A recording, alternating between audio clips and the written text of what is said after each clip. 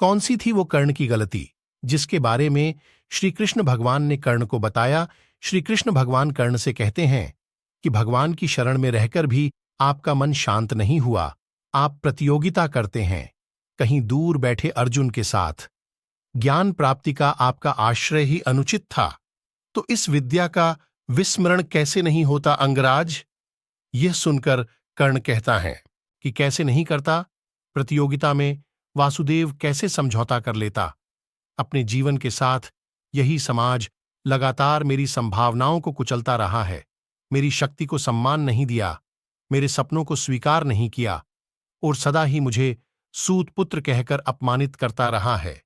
ईश्वर की दी हुई सभी चीज मनुष्य का अधिकार है वासुदेव, पर वासुदेव यह समाज किसी को उसके अधिकार से किस प्रकार वंचित कर सकता है।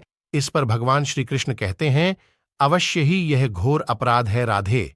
ये जाति पाति का भेद करना और इन मिथ्या भेदों के आधार पर किसी मनुष्य को या समाज के किसी भाग को अधिकार से, उसके अवसर से, उसे संपत्ति से या उसके सम्मान से वंचित रखना, यह मानवता के खिलाफ है। तब कर्ण कहते हैं, तो फिर मेरा क्या दोष था वासुदेव।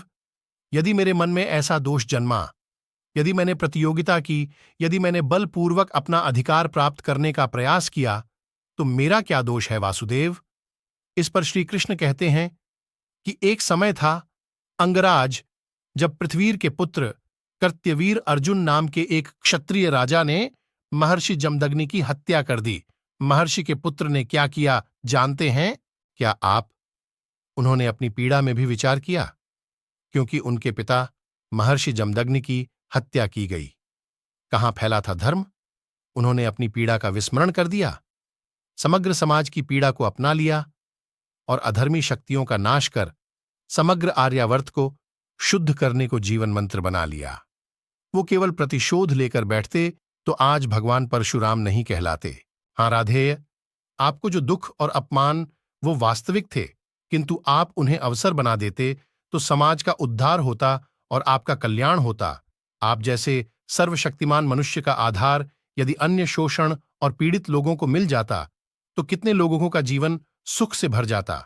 आपके पास संभावना भी थी और सामर्थ्य भी था और उस पीड़ा का अनुभव भी था, किंतु आपने अपना सारा जीवन उन्हें समर्पित नहीं किया।